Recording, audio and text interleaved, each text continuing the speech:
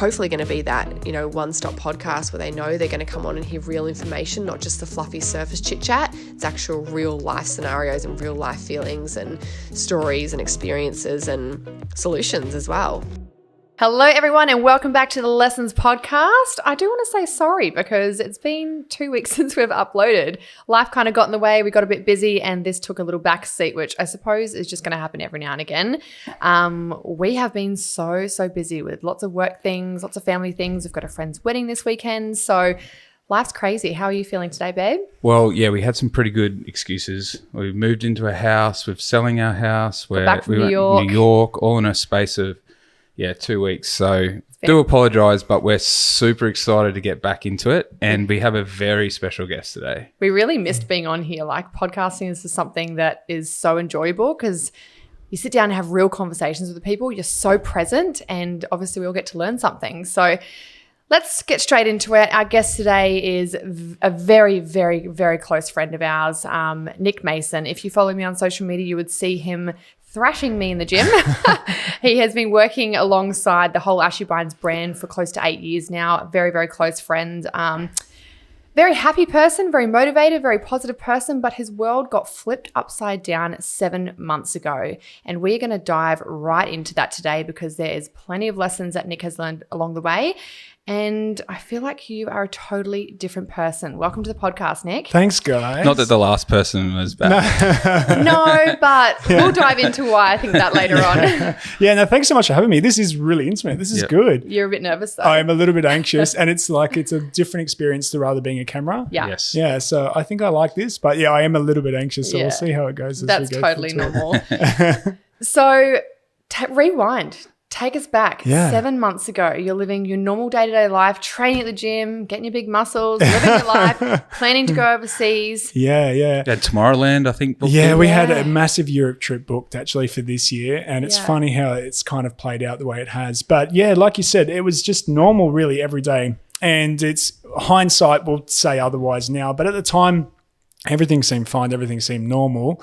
And I'd just been noticing that I was just tired, really lethargic. And, at the end of the day, I just thought I was overworking. I thought it was my day-to-day life and I was doing too much. But I was also suffering, like I was in pain all the time, and I started to get abdominal swelling and all that sort of thing. So I went to get a checkup. And what actually happened was I got a checkup a few months before and got some blood tests done. Everything came back normal. So I just 100% thought it was lifestyle balance. So I kind of ignored those symptoms that were coming through. And then it got towards the end of the year, and it was just getting worse and worse. And when the new year started, my fiance, Steph, basically said, look, you need to go back to the doctors because this is not normal.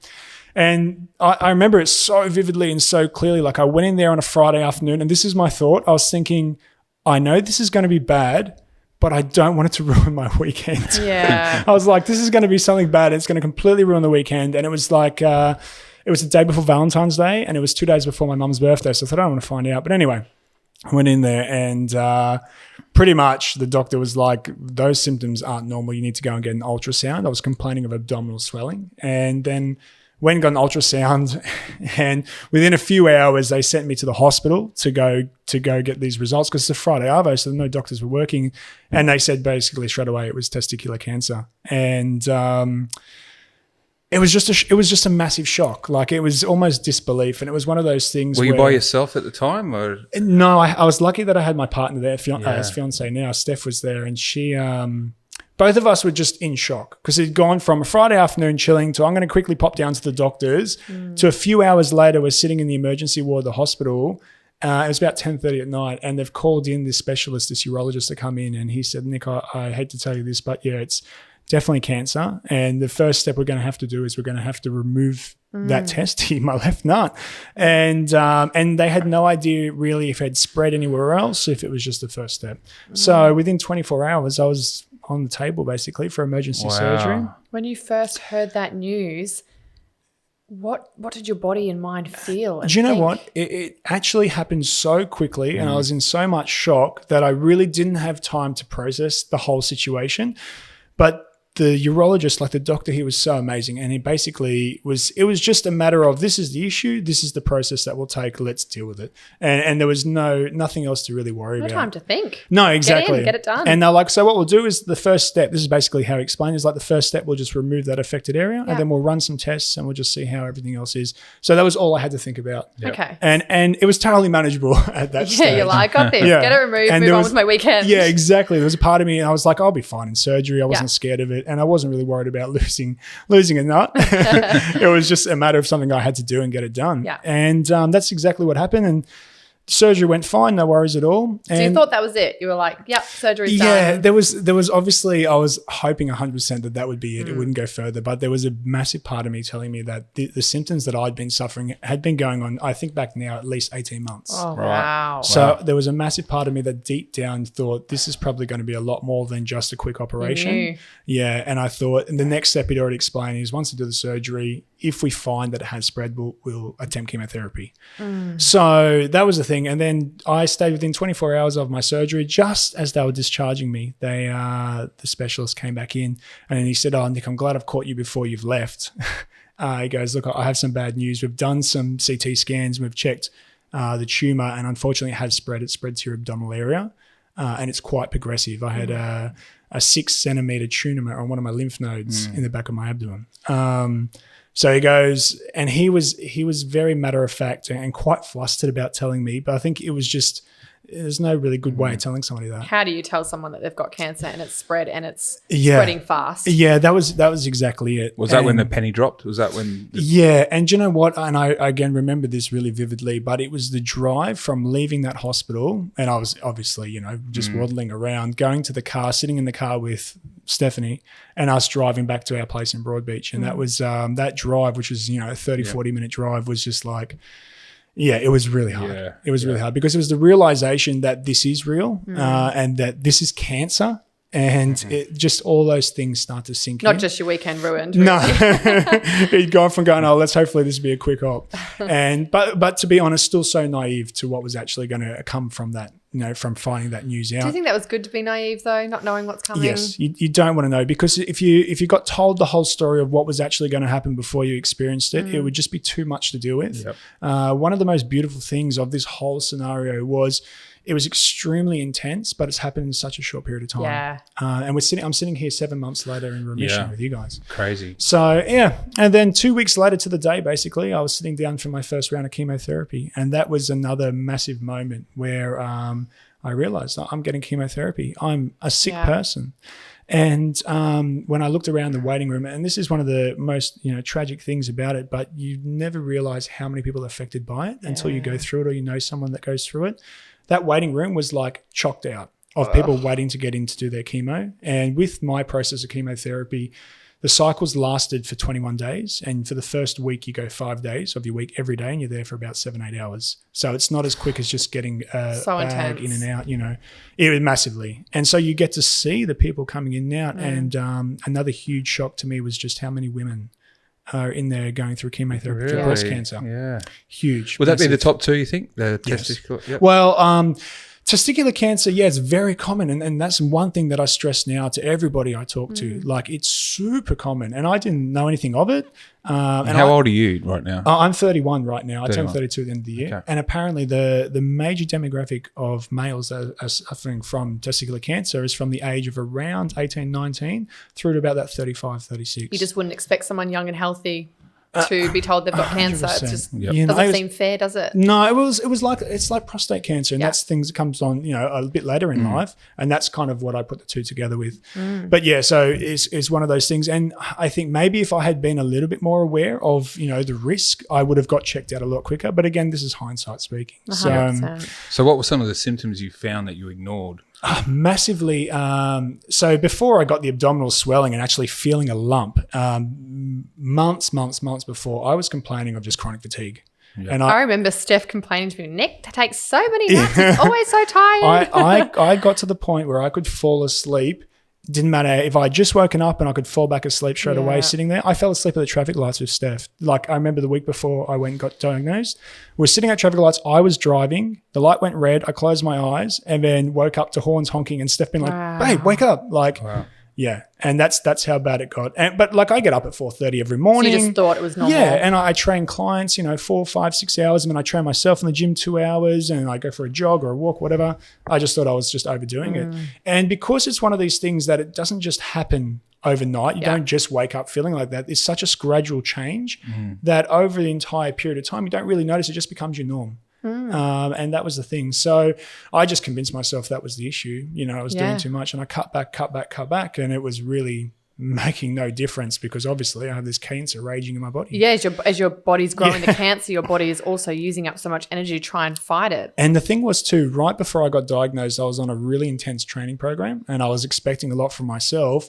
Because we had this Europe trip that I was planning and working towards, thinking we're going to be away overseas for 6 weeks. I want to be in my best shape. And I was training 2 hours a day, and it was the biggest I'd ever been and the strongest I'd ever been, which paid dividends, me going through the cancer battle. But at that time, I was absolutely just ravaging my body for energy.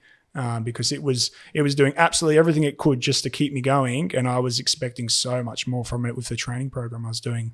So yeah, I was probably making it a whole lot worse. Absolutely. Yeah. So a lot of stress on your body, that's for sure. Yeah. Now back to the chemotherapy, but I didn't know how many cycles I was going to have to do. I didn't know really what to expect from the chemotherapy. And again, I was so naive. I remember catching up with friends and talking to you guys after my first cycle. I was like, I'm fine. I remember. I'm okay. I was like, I can handle this. This is not a problem. I thought, I'd been told 3 to 4 maximum, because any more than that, the dosage is too much. And if the cancer's not responding to that, we need something else anyway. So I thought, I can do 9 weeks. I can do 12 weeks, especially if this is how I feel.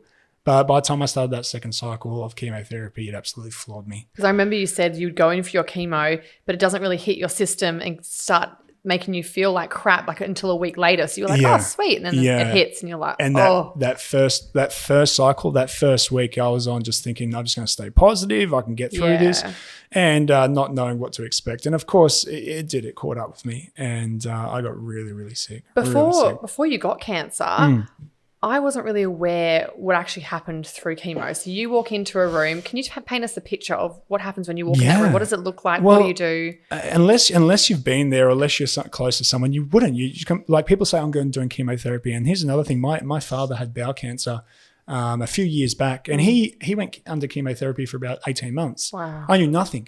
And I knew that he was doing chemo, but to me that was as much as saying, my dad's doing chemo. But when you go in there, it's a hospital room that's just obviously really sterile. And I remember vivid, I think of it now, I think of white, bright lights. Everything's super clean, and that smell of a hospital. And it's just like colorful chairs. There was 14 colored chairs all sitting in a row. And next to these chairs are all the IV bags and everything that they bring in. And obviously there's all people in those chairs. And you think about all the lives and the people that are affected by this process. But yeah, it's a really daunting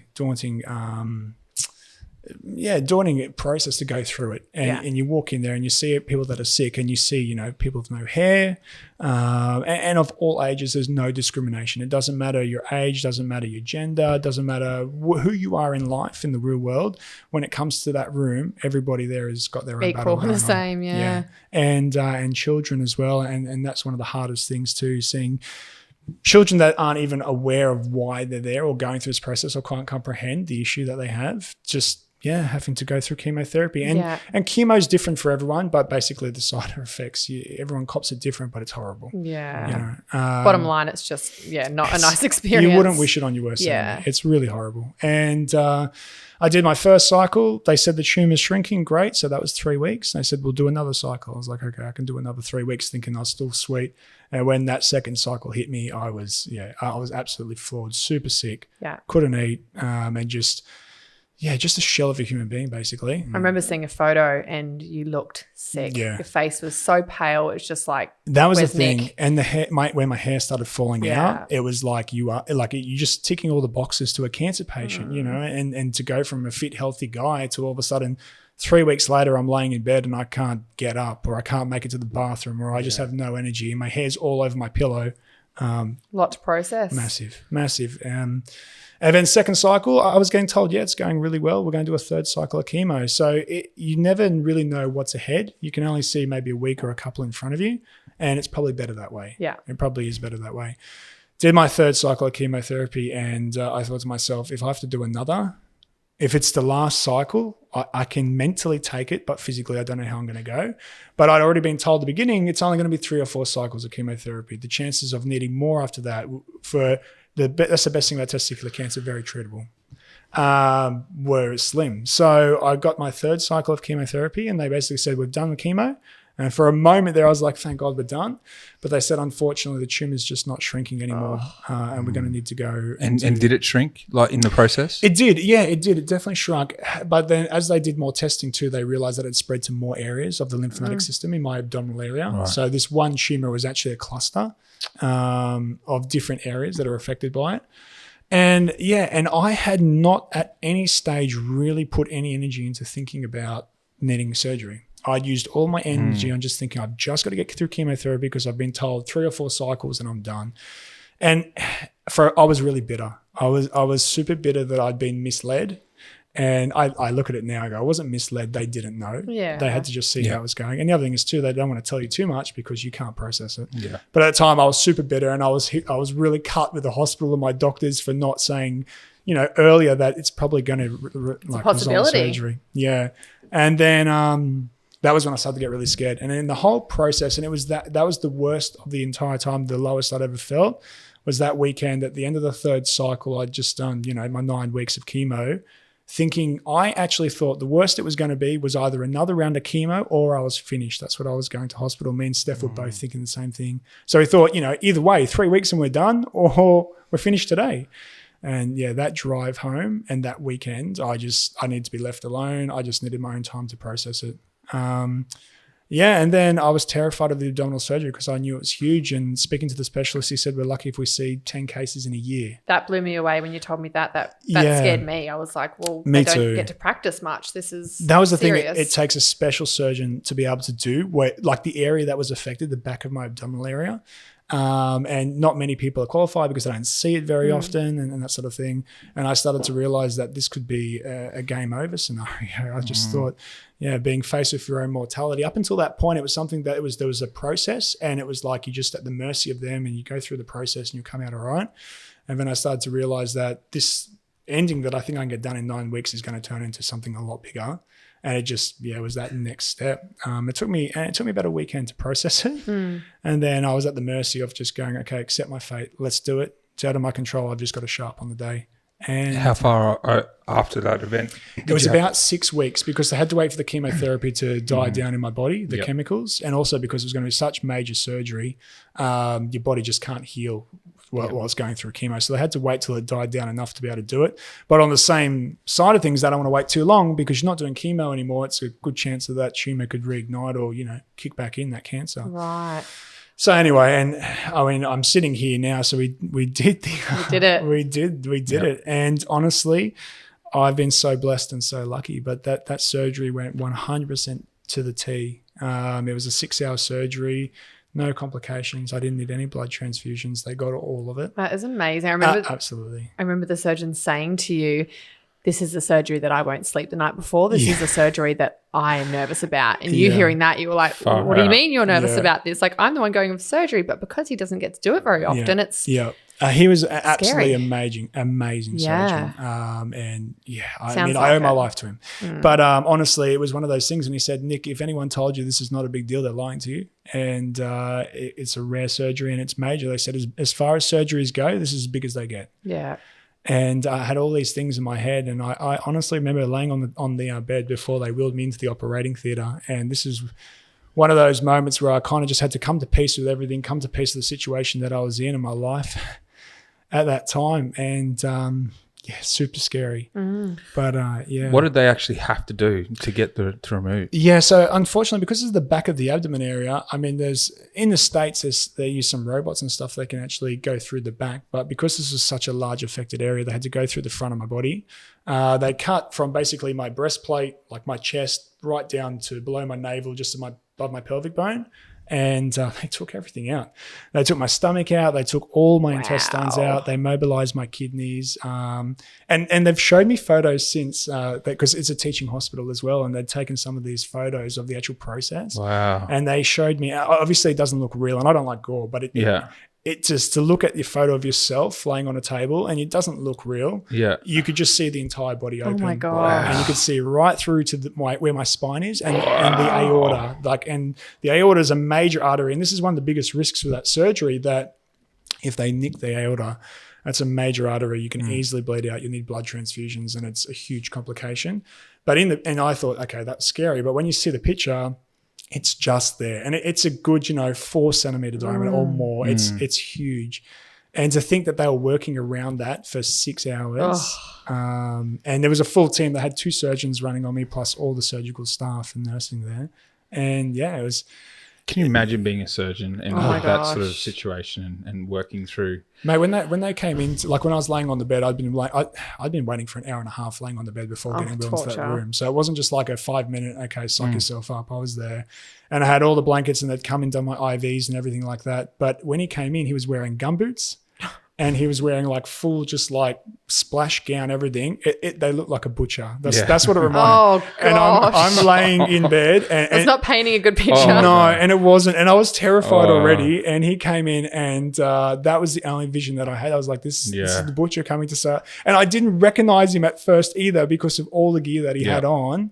I can't. It's crazy how quickly you go to sleep though. Hey, like as soon as they thank goodness. Yeah. Well, they like when I got in there, I couldn't believe how many people were in the room for one. That's and then nerve-wracking, isn't it? They're like, Nick, you need to, if you can you please get up and lay on the table, because I was too big to be lifted by them. And I just remember thinking to myself, I shouldn't be doing anything. I just need to lay here. Seriously, can't you knock me out and lift me there? Like I don't want to do anything. So, but and honestly, I came out of that surgery and that was my real battle. And it was the chemotherapy was tough, but the recovery from surgery was everything. And I just thought to myself, if I can wake up, then I can do whatever. I just need to wake up. And I remember being wheeled out of that surgery, out of recovery and into the intensive care. And that moment of triumph, I was like, I'm awake. It was like, I'll be fine. I'll totally be fine. But yeah, the next week of recovery, they thought I'd be in hospital for a couple of weeks, but I actually got out within about 7 days, which they were blown away with my recovery, how quick I recovered. It shook everyone. We thought you were out for 3 months not being able to walk. Well, that was what they basically said. They said, look, it'll be about 3 months until you get mobile again without assistance. Insane. Yeah, and we're talking 11 weeks today. Yeah, so, you have just absolutely smashed this recovery. Yes, I've been so lucky. And then got out in 7 days. Hospital was horrible. And it was just, it was probably my darkest moment, that time of recovery. But you knew it was for a greater good. I was getting better. And then I struggled for the first 4 weeks of recovery. The first month or even 5 weeks everything was a massive mental battle. To be able to sit up, to be able to move, to be able to go to the toilet, to be able to eat and drink. It was just ridiculously hard. But I also got better every week. Yeah. And then once I hit that 4th week, 5th week mark, I just excelled. And I started to realize that every day I was getting better and better. And it was like, it was not like chemotherapy where you get better one day and then you're horrible the next. It was like every day was progression. I'm sure because you're, quite well trained and getting that progression would have been second nature to you, and putting one foot after the other would have really helped you. I love the thought of the process and the payoff of that. And I remember when I first came out into intensive care, they said the best thing that we can do for your recovery, Nick, is get you mobile, to get you to stand up or to get you out of bed. And so I thought, sweet, that's my first step. I've got to get out of this bed. And they tried to actually move me the very next day, like the next morning. And I had drains all in me. I still had, everything there. And I just couldn't. It was never going to happen. And I couldn't help but feel disappointed myself, and just this, maybe I won't be able to get up, for a moment there. And then they tried the second day in the morning. And again, I was like, nah, you didn't do it yesterday. You're going to stand up today. You're going to get out of the bed. You're going to sit in the chair next to it. And I forced myself out of bed. I had some orderlies there as well, nursing, and I actually blacked out from the referred pain, which was something that they didn't know was going to really happen. Everyone's different, but the pain was so bad. The air gets trapped in your stomach and your bowels and all that in your body when they close you back up.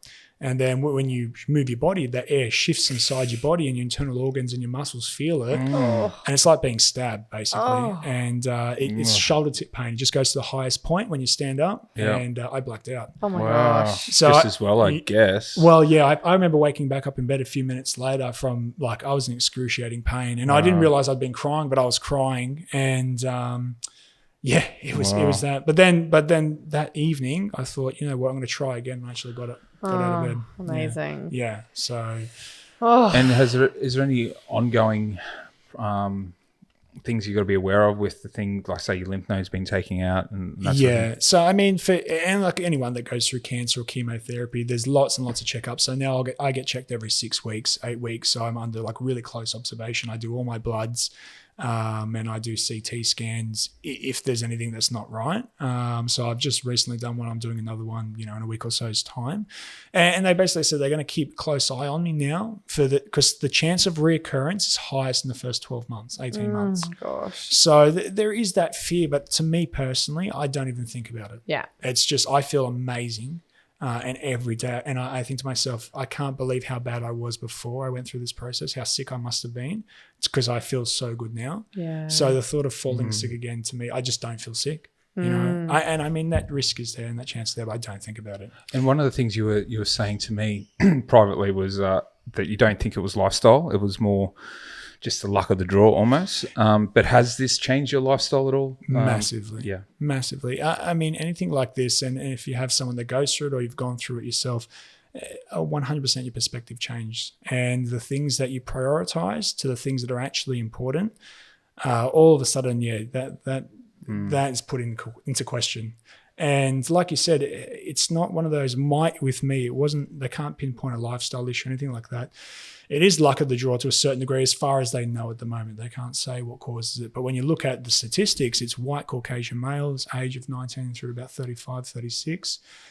That's the only commonalities between it. But yeah, so now thinking back on this huge process that's happened in such a short period of time, your day-to-day is completely different. Now, I still do the same things, but my priorities and my, mindset on those things, I've completely allocated my energy baths. Like to what I focus on and what I get worried about and what's important is massively different. And people talk about that all the time, but I really do see it. And sometimes it takes something really tragic to make us really wake up. And I don't want to say this to come across the wrong way, but I feel like cancer will be one of the best things that ever happened to you because the mindset shift, watching you go through this, I can just see what's important to you compared to what used to be important is taking a total 360. And huge. The way even you and Steph are, you guys are so deeply connected. It's just so beautiful.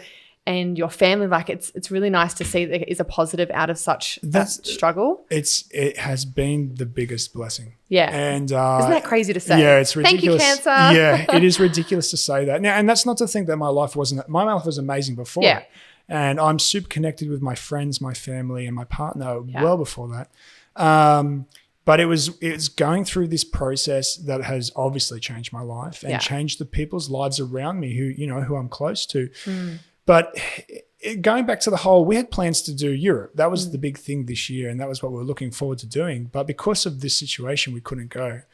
But at the same time, I've had a chance to actually think about it. That was not important. No. Going to Europe was not important. And because we haven't gone to Europe, we're now engaged. Yeah. And it's congratulations. Thanks, guys. Yeah, 2 weeks ago we got engaged, and engagement was always on the cards. Wedding, married, but it was one of those things that was not a priority, and it was one of those things where we're like, we will do it, but whenever, And other things that we thought were important, like traveling to Europe, and we've all been to Europe and together. We went, and all of a sudden you start to go, I really want to validate our relationship. I want you to know how much you mean to me. And especially with what we've been through, like it's going through a situation like that will make or break a relationship. Yeah. And I'm so lucky. And in our case, it made us a lot stronger. It did. I can see it. I can feel it. Massively. And that confidence is there. And then all of a sudden something that was like put to the side is now so important to both of us. Yeah. And that engagement was like the first stepping stone to this new chapter in our lives. And it was just the perfect close, I think, to what we've been through. Really beautiful. Tell me about the new chapter. Yeah. It's life, and it's that realization that, we all know this, but when you're actually faced with your mortality and you have to actually face the realization that you don't have forever, you only have a short amount of time. And that's kicking off where we're leaving off, basically. So it's this moment where we're like, well, we don't want to waste time with starting our family. We don't want to waste time with finding a home for our family or our relationship. We want to keep growing rather than just going through life and being busy. And I have been a massive culprit of being really, really busy, but not really being productive. Yeah. Hugely. And it's one of the moments, like when you go through a situation like that and you're sick, any kind of illness, or you're forced to take time out from being busy.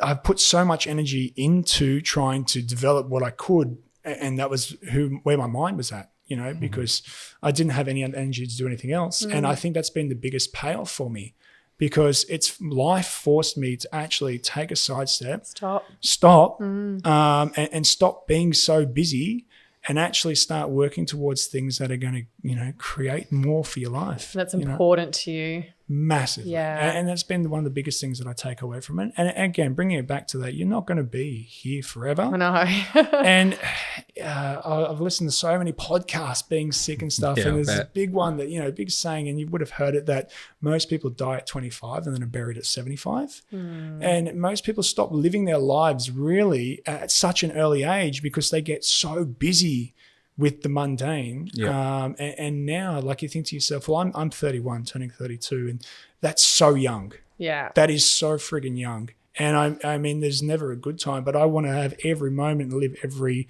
second of it to its fullest. Yeah. And not just to appear that I am. Yeah, actually. To actually be invested in it. And a lot of my energy and time was spent beforehand appearing to be like I was living my life, and not actually following through, So, and I think if it hadn't been for that situation, I was actually having a conversation with Levi before I went in for surgery.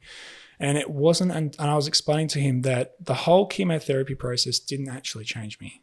It was a shitty situation that I had to get through. But I, at the end of that 9 weeks, just wanted to pick up my life where I had left off. Right. I wanted to get back to work. I wanted to get back to the gym. I wanted to get back to doing the day-to-day that I always do, and be that exact same person that had been left off, 9 weeks or, 12, 14 weeks beforehand. It wasn't until I was actually forced then to go, you know what, chemotherapy hasn't been enough. Now you're going to have a life-threatening surgery. And at face of that mortality and face of the possibility that, you know what, this could be the end of your road, the end of your journey, regardless of who you want or what you want. That actually started to change me. Yeah. Maybe that was the point that you had to be pushed to get the lesson. I mean, obviously, after 9 weeks, you didn't really get the message. Didn't get the message. And life just and that was exactly it. Levi pushed said the same harder. thing.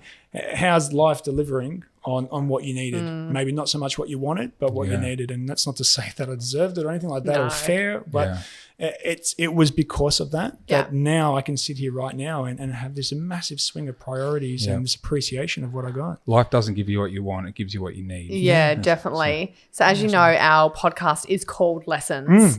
We ask every guest, what has been the biggest life lesson for you? And I suppose in this situation, you would have learnt so many things, but if there was just one lesson that you could pick out to share with our audience, what would it be? So following on from obviously realization of time and that importance, the biggest thing is gratitude.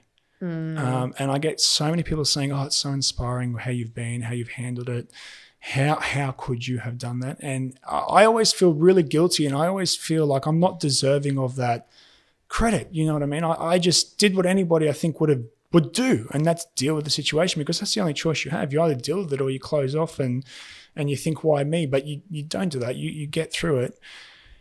And the way to get through it is not to focus on what's being taken away or focus on what you no longer have or what you're losing, is to focus on what you do have. Beautiful. And it's the biggest thing, I think, especially with illness, and because obviously this is what I've just gone through, but all those little things that you take for granted, we all know people that have absolutely everything that it would take to be happy and aren't. They have everything. Even being in a bed where you can't move or you're 100% reliant on somebody else, you notice the energy of somebody when they come in and they're happy. And then going, okay, rather than focusing on what it's been taken away, focusing on on what you do have. And we all know people that have serious issues and serious health concerns or whatever it is, but they have everything to be unhappy, but they're not. Yeah. They are happy. And that happiness kind of radiates from them, and you feel that energy, and it comes back to gratitude, and it comes back to being thankful. It's a choice, isn't it? Massively. And I've spoken to a lot of people that are going through their own health battles and concerns. And I can't emphasize enough, especially to those people that are suffering and going through things, that you have to value the little wins. And it's actually those little wins that make up your life and create the massive milestones of happiness. You know, me and Steph being engaged now is a huge milestone, but it started with that first step that I took out of bed. It started with the first time I could go to the toilet by myself, to I could actually hold down food, to being strong enough to walk, all these tiny little things, which no one cheers when they go to the bathroom. It's just what we do. But if you're someone like myself, I went for 21 days. I couldn't go to the toilet. Yeah. So now you don't take that for granted. Even you're like, now, yes, I sit on the toilet and I'm like, oh my God, good job. Good job. Oh my gosh. But, and that's a nothing win. You know what I mean? The scheme of things of life. Oh, we celebrate that when we're younger. Like when Tash does a poo, we're 100%. like, good boy, yeah, get some woo! validation for it. But it is all those little things. And Yeah. to those people that are suffering and can't do the big thing, the little wins, no matter how insignificant they are, those little moments, that is your gratitude. And that's what, that's the biggest thing that I can take away. And if I can share with other people, you know, that's 100% it. Gratitude. Awesome. Yeah. So awesome. It's such a heavy thing. You know what I mean? Like, it's such a heavy topic. And another thing that kills me is I see so many people, I've met so many people, and I know of so many people that are still going through it, that either found out before I went through it, found out after I found out what it was I was going to go through. And I'm sitting here Feeling amazing. Yeah. I feel amazing. And I've been on this journey, and I'm like, holy shit, look, I'm alive, and I'm so well now, and they'll never get that. And it's absolutely heartbreaking. And that's one of the biggest struggles that I have now with dealing with that too, is because I have close people to me that are still suffering. And that you met through the journey? Yeah, that I met through the journey, and even people that I was like, in the last 3 weeks, actually, my brother's partner just lost her auntie, and my other brother's partner just lost her pop, all to cancer.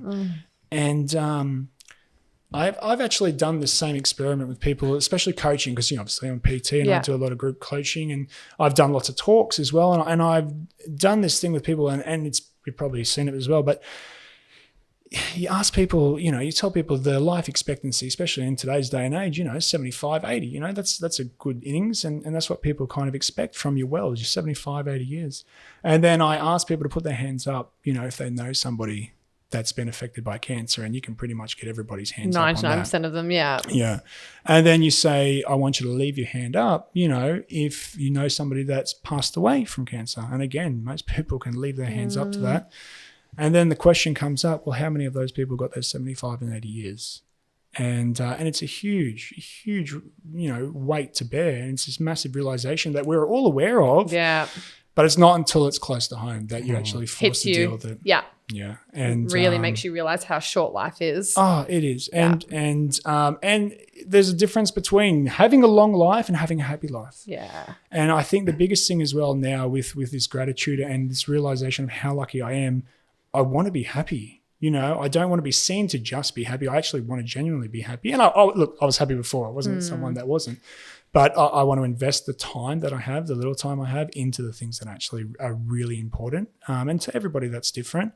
But yeah, when you're laying on that deathbed of yours, or if it's the day before you go and you don't know, you want to be able to have your life flash before your eyes and have all those moments that you actually 100% were, you know, of worth. For sure. Love that. Yeah. They always say that when you're lying on your deathbed and you're about to go, you're not counting how much money you have in the bank, what materialistic things you have. How big your muscles were, how long you spent in the gym, how good you look. Nothing. You know what I mean? It comes back down to family, actually, love, connection, memories. Experiences. Yeah. Love. Massively.